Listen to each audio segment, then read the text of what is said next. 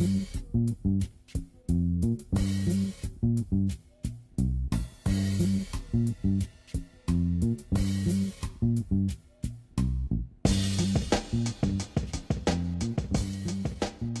guys, thanks for checking out Quick Sessions Podcast. My name is Garrett Terrio, and today we're going to be talking about barefoot training. I'm sure wherever you are, whatever gym you are a member of, you've seen somebody in there with their shoes off, and probably the first thing you're thinking is, come on man, put your shoes back on. What are you doing? There's weights around that can drop. It's your smelly feet.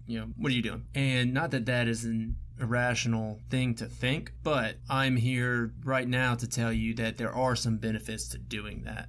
I personally don't walk around the weight room barefoot and conduct my workouts without shoes, but there are periods of time where I will do certain activities or exercises without them. And the point of it, as I'll dive into in a second, number one is just to get a better connection between your feet and the ground. That's the number one thing above all, is to get your toes, ball of your foot, your heel, give your arch some help, and just get comfortable with grabbing the ground with your feet. It's something that we do not get very often because of shoes. And that's not a knock on shoes. Shoes have become so incredible that anybody with foot pain or some type of arch issue or metatarsal issue can find a shoe or an insert that makes their foot not hurt and allows them to exercise pain-free. And that's great. What I'm talking about with barefoot training is just the benefits of it, the benefits you can get. If you have no symptoms, there's no problem with your feet, and you're not worried about things that this helps you improve on, then this podcast is not for you. This episode is going to be pointless to you, except for maybe understanding why some people do it. I have never had foot pain in my life. I just enjoy doing certain exercises without shoes on. Now, those exercises, personally,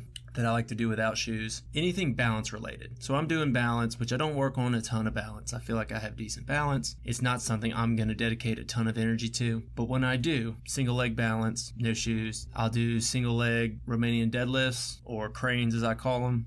I'll get on the Bosu ball barefoot. I'll do squats and deadlifts barefoot also. That's a little more common for reasons I'll get into, but the point is there's a time and place for it. Walking around the gym barefoot while you're bench pressing isn't one of them, but to each their own. I don't think there's any danger of doing it. I've yet to see someone work out in a shoe that if a weight falls on it, that little piece of canvas or cloth is going to do anything to help you avoid injuries. Now, bumping into stuff, of course, could be an issue, but that's kind of beside the point. Don't run into anything, right? So let me start off by going into the why of barefoot training. Now, improved proprioception and kinesthetic awareness is the number one thing that you get as a benefit of barefoot training. Now, what that is the mind-muscle connection between you and your lower extremities. Being able to grip the floor with your toes, it just strengthens your feet. It helps your arches, it helps your Achilles, your calf, which go up to your hamstrings, into your glutes. It assists your lower back. Next thing you know, it helps your posture. It's the whole kinetic chain, as we say, the whole posterior chain and anterior chain benefits when you have a better, more secure, solid foundation between your feet and the ground. Now, how much more is it barefoot compared to shoes? I don't have a percentage for you. I can't imagine it's a lot. This is a situation where it's one of those just a little bit ideas. Now, if foot weakness is a problem for you, then clearly this percentage is much bigger than I'm making it sound. If you have flat feet, for example, bad pronation, those are two prime candidates for people that need to exercise their feet more. Things like yoga do a great job of strengthening your feet because number one, you're barefoot. Number two, there's so many instances of you needing to spread your toes, grip the mat. It puts your toes at different angles. Put your ankles at different angles. Yoga really does a great job of it. Pilates also. Pilates is another one that doing barefoot or in socks helps so much because of gripping the toe bar, because of making sure your feet can control the straps through all your movements. So that's number one, the improved kinesthetic awareness. That's my word of choice. Second thing it does is strengthen the foot, which I kind of just touched on, which can help prevent injuries. And the third thing that I take seriously with the barefoot training is that it naturally aligns your joints, right? We were born with no shoes, and I have to believe through the way we're built, evolution, whatever you decide to go with, we're not built for shoes. Our body doesn't know we're going to be wearing shoes. So the way our joints are designed, hips, knees, our entire spine, is based on how we are as the regular naked body. Now, our bodies are great at adapting. That's why shoes aren't really a problem for anybody. But we do lose strength in our lower extremities when we wear shoes. Like I said, the percentage Very small. It might be less than 1% of strength that you lose by wearing shoes all the time. It's definitely not enough to get rid of shoes completely. And I'm not talking about at work or anything like that, but I doubt it's enough to outweigh what the benefits of shoes are. Another thing that is so good about having this natural alignment from bare feet is it helps your muscles create proper tension, right? Imagine if you're squatting and you have a shoe that has a 1-inch sole. It's not really connecting to the ground. It's connecting to the shoe, which is connecting to the ground, which is good enough for most people. But I guess the whole thing is something to add into your routine, whether it's to break through a plateau or just to mix it up a little bit. Going barefoot is great because now you take the shoe off, your foot, there's nothing protecting you from the ground. So your foot has to engage, which in turn makes your calves engage and your hamstrings, your quads, your glutes, your back, everything I just rattled off 2 minutes ago. And it can help with generating more power because you have more control, you have more awareness, you have more feedback in your body of how much pressure is actually needed on your feet to push X amount of weight. So it's something that, maybe don't squat 400 pounds barefoot, but at least get your warm-up sets with some bare feet is a good way to kind of work your way into it. Warm up some deadlifts with bare feet. Things like that are a great way to get started with your barefoot training. And the last thing, of course, is preventing injuries. That's kind of a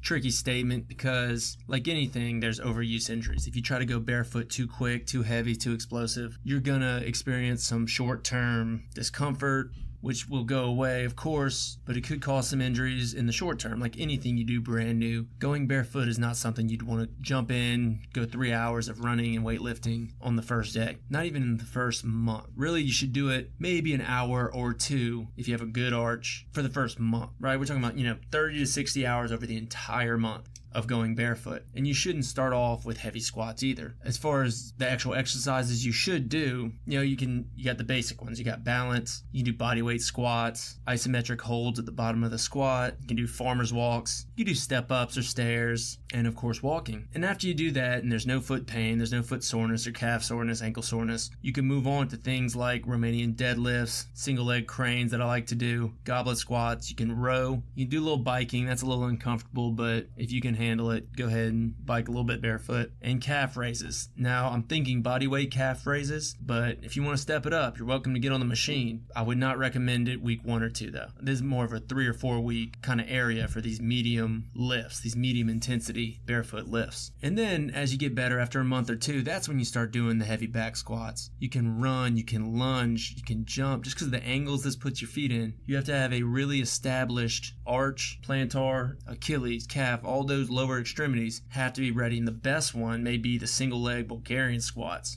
That's another one I do barefoot a lot because of the balance it takes. One foot while your back foot's raised on a bench. I do it in the TRX to make it a little tougher and give you a little more range of motion. But even doing it on the bench, having to grip the ground with that foot helps so much, and that whole part of your lower leg is bearing such weight and force that it's really just so beneficial if you can do it barefoot. Now, why it's important to do things barefoot, I kind of went over all the pros. Something you may not know is about 30% of your joints are in your feet, which sounds insane, but if you've ever seen an x-ray of a foot, it makes complete sense. My brother, ton of foot trouble, so I've seen plenty of x-rays of his, and it's just a mess. There's a reason these foot injuries in careers all the time. It's just that it's such a complex system. To avoid strengthening it even a little bit, you know what it is? It's almost like stretching. We know we should probably do it, but you've probably gone so much of your life without worrying about it. It can be hard to pick it up as a habit, and then later in life you're so busy it's hard to dedicate time to something that you don't feel like you're getting a ton out of, but it's just something we should do. Just think about how often you're barefoot walking around the house. Maybe you have slippers, but I'm barefoot all the time. Think about how much it can help your ankles. I play pickup basketball all the time. I've never rolled an ankle. I'm guessing because I have strong feet. I got pretty thick ankles too though, so I don't know, maybe I'm not the best example, but as someone who's never had a foot injury, I definitely take my barefoot training seriously to prevent anything possible from happening. Not to mention I can run in any shoe there is. Nothing bothers me. It's so hard to hurt my feet. And maybe it's genetic. Maybe I just have a great arch and the barefoot training is pointless. It's just extra. Maybe it helps a little bit, a fraction of a percent. But I'm not going to stop doing it,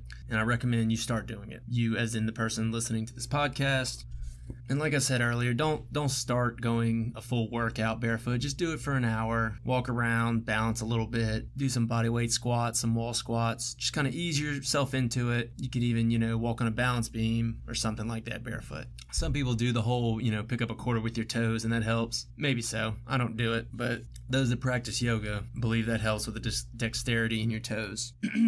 Now, if you're a little skeptical about being in a gym barefoot, I completely understand. I myself don't walk around the gym barefoot. I normally have my own little corner where I'm doing exercises if I get barefoot, or in the all-purpose room, which if you're familiar with Timberline the gym, you know what I'm talking about. That's where I'll do it. Time and place, by myself, just because no one wants to look at anybody's feet. But you can always wear the shoes. Vibram is probably the most popular shoe.